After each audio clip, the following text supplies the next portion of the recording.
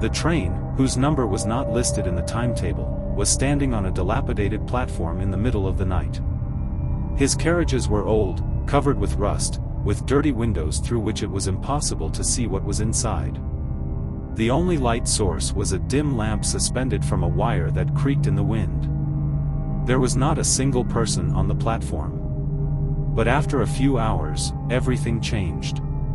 A few days ago, the transportation department received complaints about strange sounds and vibrations coming from a section of the railway that has long been closed to traffic. This line stopped being used after the tunnel collapsed, but people living nearby claimed to have heard the hum of a train signal at night. Some even swore they saw the headlights. When the engineers arrived at the site to inspect the rails, they found that many of them had rotted and collapsed. The train could not move on these rails. One of them noticed a strange track. The track seemed to have been recently used, although no one could drive along it. This incident was forgotten in the bureaucratic red tape until the company involved in the restoration of the tracks discovered something sinister.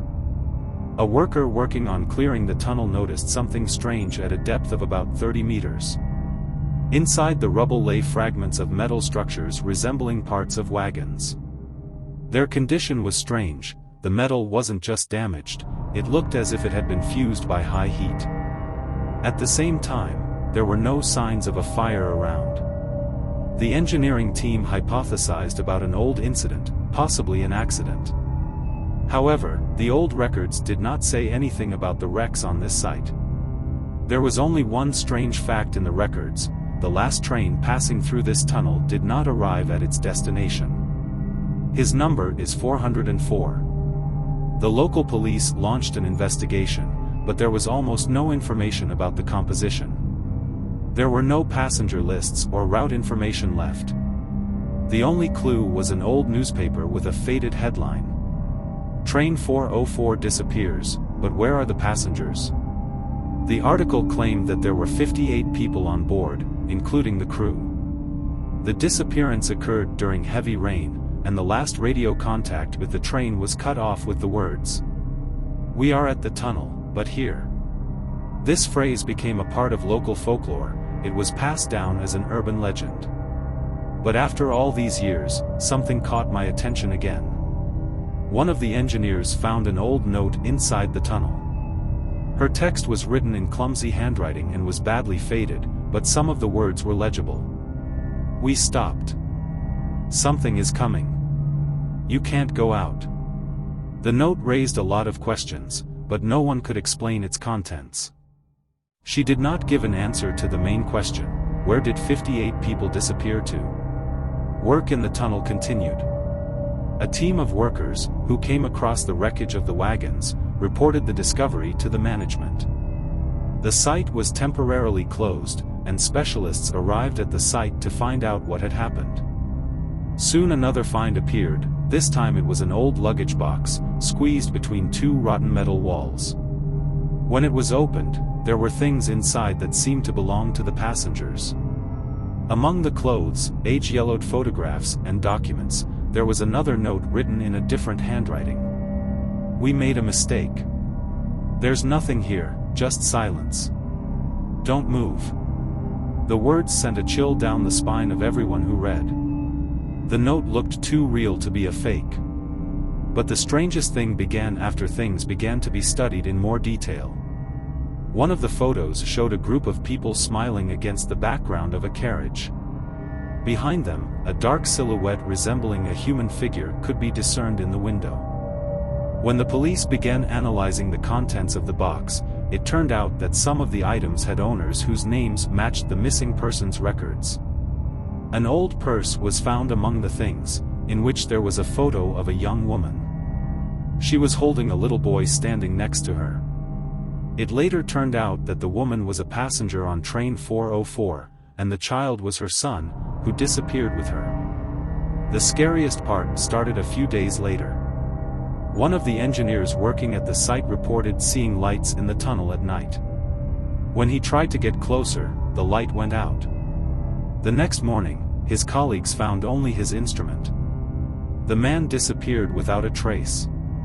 The police tried to organize a search, but soon encountered an unforeseen problem. People who tried to go down into the tunnel returned a few hours later in a state of panic, claiming that someone was watching them. One of the search groups managed to find another fragment of the train. It was a piece of a carriage marked for luggage. Inside were boxes tightly wrapped with wire. When they were opened, they found things that, according to the documents, belonged to the passengers of the missing train. This time, the find was accompanied by another note. "They are watching. Don't tell anyone." After this discovery, the situation deteriorated sharply. Those who came into contact with things from the train started complaining about strange calls from unknown numbers. There was only a hum or rustle in the receiver, similar to the sounds of a moving train. One of the workers claimed to have heard a voice saying, "You know what to do." He disappeared shortly after that. He was found 2 days later, sitting on the platform of the old railway station. There was an inscription carved on his arm. "They can't be returned." The situation became uncontrollable when journalists who learned about the findings tried to cover the case. One of the reporters, who was trying to film a report in the tunnel, disappeared right during the filming. His camera was found, but the footage on the film was damaged. Meanwhile, one of the engineers received an email that had no sender. It contained only a few words. "Complete the task, otherwise they will be gone forever." At first, no one understood what this meant until one of the surviving workers told them that he had found a railway map in the tunnel. She was pointing at the place where the dining car was located. No one has ever found it before. The map led a group of volunteers to the carriage. He was standing half submerged in the mud, with the windows blown out. Inside, everything looked as if the train had just stopped. There were empty cups on the tables, and coats folded on the floor in the corner. The last document was found in one of the pockets, a list of names. At the very bottom of the list was a postscript. "If you're reading this, your family is next. Who sent this message? And why?" The opening of the dining car only increased the tension. There was an ominous chaos inside, scattered things, overturned chairs, and strange marks on the floor that looked like signs of a struggle. Someone was clearly trying to get out, but the doors were locked from the inside. The scariest thing was found in the back of the car. There was a yellowed piece of paper under the table. It read, "They won't let me go. Do as you're told. You can't resist." The engineers who found this message hurried to leave the carriage, but as soon as they got out, one of them noticed a silhouette behind the trees. The man standing in the shadows seemed to be watching them. His face was impossible to see, but the feeling that their every move was being watched made them run. The next day, the chief engineer, Mark, received a message on his personal phone. It contained a close-up photo of his house. There was one word under the photo. "Do it." Mark realized that he was now the next target. Along with the message came a file with instructions stating that he should go into the tunnel at night, take a certain package of tools and destroy the remaining wagons.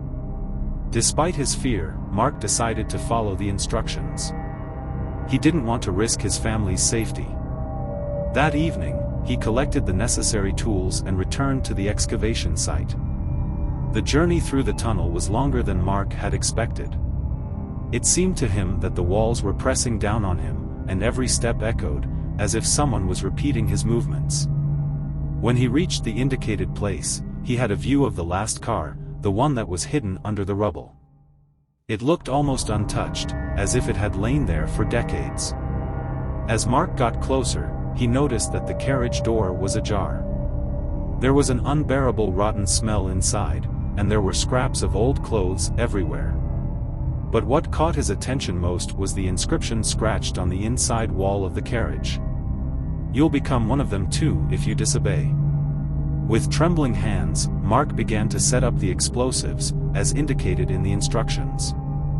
As soon as he finished, his phone vibrated again. The message was short. "Get off the train. "You have 5 minutes." He hurried out, but when he turned around, he saw movement in the window. It seemed that people were watching him, but their faces were indistinguishable.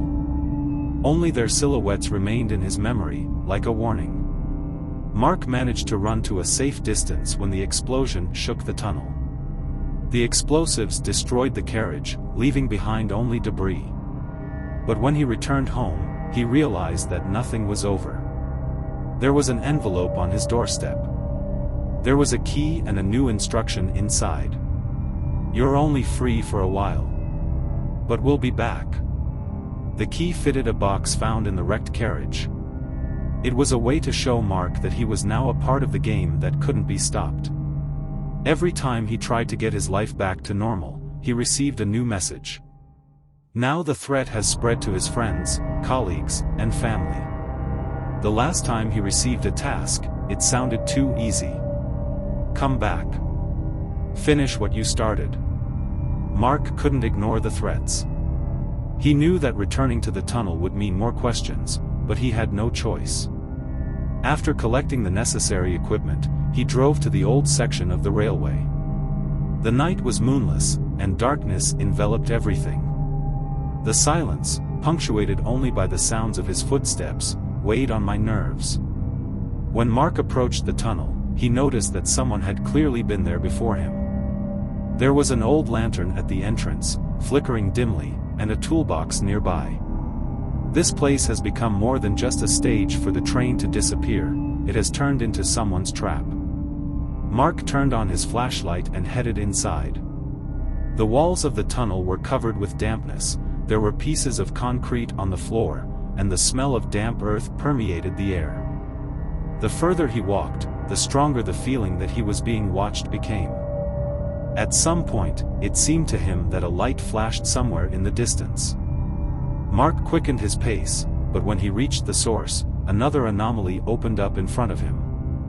There was a carriage in the center of the tunnel that looked like it had just been put there. It was intact, with no traces of rust, and the light in the windows beckoned Mark in, as if inviting him to enter. His phone vibrated again. The message was short, "You have to go inside." Mark gathered his courage and stepped into the carriage. Inside, everything looked strangely familiar, tables covered with white tablecloths, chairs neatly arranged in their places, and the dim light of antique lamps. But the atmosphere here was still, as if time had stopped. He moved forward, carefully scanning the space. There was a notebook on one of the tables. Mark carefully picked it up and opened it. On the first pages there were notes of passengers, their names, routes, departure dates. But the further he flipped through, the more strange the entries became. Mark was turning the pages of his notebook, and his breathing was getting heavier. The entries on the last pages were very different from the beginning. There were no more schedules or routes. Instead, the lines became shorter and the handwriting more illegible. He saw such phrases. "They're not real." "Someone's watching." "We're locked up." "The carriage is filled with silence, but she screams." The last words, in bold capital letters, startled him. "Open the back doors."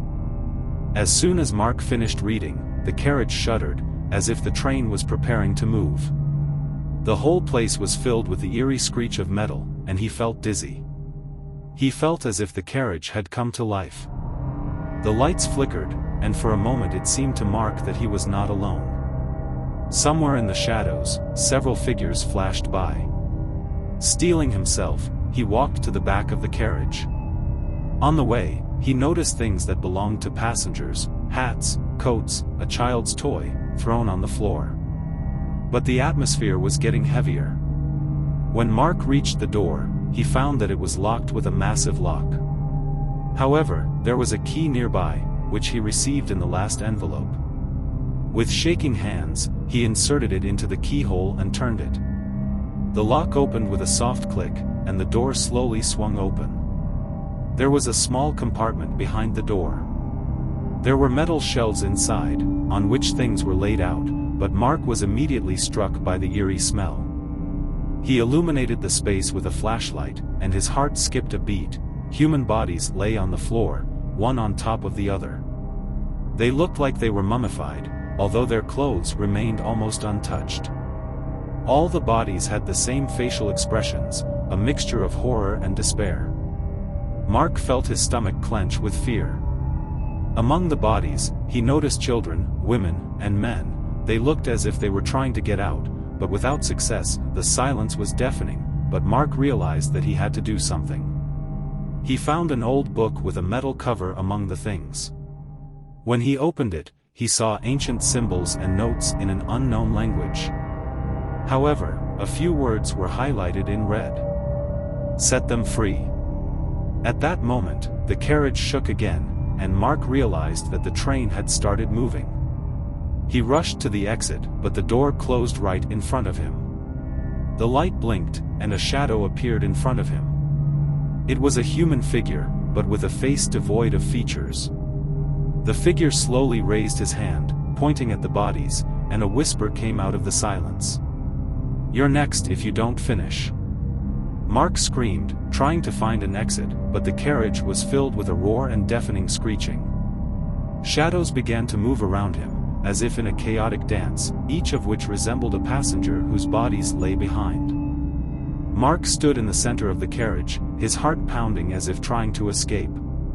The shadows continued to move around him, their movements becoming faster, as if creating an invisible spiral. Each of the shadows whispered words Mark didn't understand, but those sounds permeated his mind, leaving a sticky fear in their wake. He looked at the book again. She seemed to be the key to the solution, but the texts were so strange that they were impossible to make out. The feeling of growing madness was getting stronger by the second. However, at the bottom of the page, a little closer to the edge, he noticed a diagram that resembled a train drawing. Next to it were the numbers, 177, 13, and 1. Mark quickly turned the pages in search of at least some explanation. He stopped at an image that looked like an antique map. There were many places with small crosses marked on it. But one symbol caught his eye, a cross surrounded by a blood-red circle. There were words along it that he could read. "The last carriage is the first stop." Mark looked around, trying to find something that could help. At that moment, the carriage began to accelerate even faster. Black silhouettes like trees flashed through the windows, but they moved so strangely that they seemed alive. They squirmed and tried to get through the glass, leaving deep scratches on it.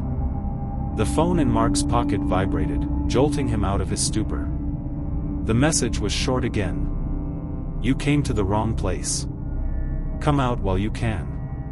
Mark tried to open the door, but it was locked. Panic began to overwhelm him like a wave, but he remembered the numbers. 177, 13, 1. But what do they mean? It suddenly occurred to him that it might be related to the number of carriages. He turned around and ran through the train. Each carriage had a strange atmosphere. In one there were only vintage photographs of people with their eyes cut out, in the other there were chairs turned to the walls, as if someone did not want the passengers to look at each other. When he reached the 13th carriage, the train stopped so abruptly that Mark hit the wall. He got to his feet, looked around and saw that the doors of this carriage were open. There was a dark tunnel in front of him, going down somewhere, as if the train had stopped at the edge of the abyss. On the floor of the carriage, he saw an inscription in red paint. "You opened the door, but the price hasn't been paid yet." The whispers grew louder, and icy air wafted out of the tunnel. A thought flashed through Mark's mind: the price? What do they mean by that? He looked at the book he was still holding in his hands and noticed that the pages had changed. Now, instead of obscure symbols, there were short instructions. They said that to complete the ceremony, you need to find the first stop, but almost nothing was mentioned about this place. The light in the carriage dimmed, and a figure appeared in the corner. It was a woman in an antique dress. Her face was hidden under a veil, and her hands resembled bony branches. She slowly raised her hand and pointed at the tunnel. Mark, shackled by fear, took a step back. but his legs carried him to the exit on their own. When he stepped outside the carriage, the train suddenly started moving. He tried to come back, but the doors closed in his face. Now he was standing alone in absolute darkness. His flashlight could barely cope with the thick darkness, which seemed alive. Suddenly, footsteps sounded behind him. Turning around, he saw that the tunnel was filled with figures of children. They stood in silence, watching him with empty eyes. "What do you need?" Mark shouted, feeling his voice break. Mark stood motionless, tension tugging at his muscles, and the flashlight in his hands trembled with fear. He looked around, trying to find a way out of the tunnel, but there seemed to be no escape into this gloom. His phone vibrated again, startling him. The message from the unknown number was short. "Turn around." Mark slowly turned around, but instead of the children who were standing there a moment ago, he saw something else. A camera appeared in the corner of the tunnel, almost against the wall. It was mounted on a metal stand, and its lens was pointed directly at him. "What for?" Mark muttered, not understanding where this device came from. He stepped closer, trying to make out the camera. The red light on its body was blinking, indicating that recording was underway. Suddenly it dawned on him, someone had been watching him all this time. The thought made cold sweat run down his back. Mark instinctively raised his hand to shield his face from the lens, but at that moment he heard a click behind him. He turned around, seeing the silhouette of a man in the dim light. He was wearing an old, faded jacket, the hood hiding his face. The stranger had a gun in his hands, pointing directly at Mark. "Who are you? What do you want?" Mark tried to speak firmly, but his voice broke. The silhouette did not respond. He stepped closer, without lowering his weapon, and held out his hand to the camera. He turned on a button on the case, and then a metallic voice sounded, as if it had been recorded in advance. "This is your last trip. Become a part of history." Mark realized that all his actions were part of someone's creepy game. He raised his arms, slowly stepping back until his back hit the wall. His gaze fell on the camera, and for a second the thought occurred to him that his death would be recorded as the last scene of some perverted show. "Please wait, we can talk." Mark began, but the man raised his weapon higher. At that moment, Mark realized that there was no more time. He tried to throw himself to the side, but the shot rang out. A bullet pierced his chest, and he collapsed onto the cold concrete of the tunnel. Blood was spreading around him, staining the floor dark red. His consciousness began to fade, but he noticed that the shooter came closer and squatted down next to his body. The stranger pulled something that looked like a folded piece of paper out of his pocket and placed it in Mark's hand. After that, he silently got up and left, leaving silence and darkness. Barely able to hold his consciousness, Mark looked at the sheet. It was a note written in blood-red ink. "You've made your choice. It looks like suicide."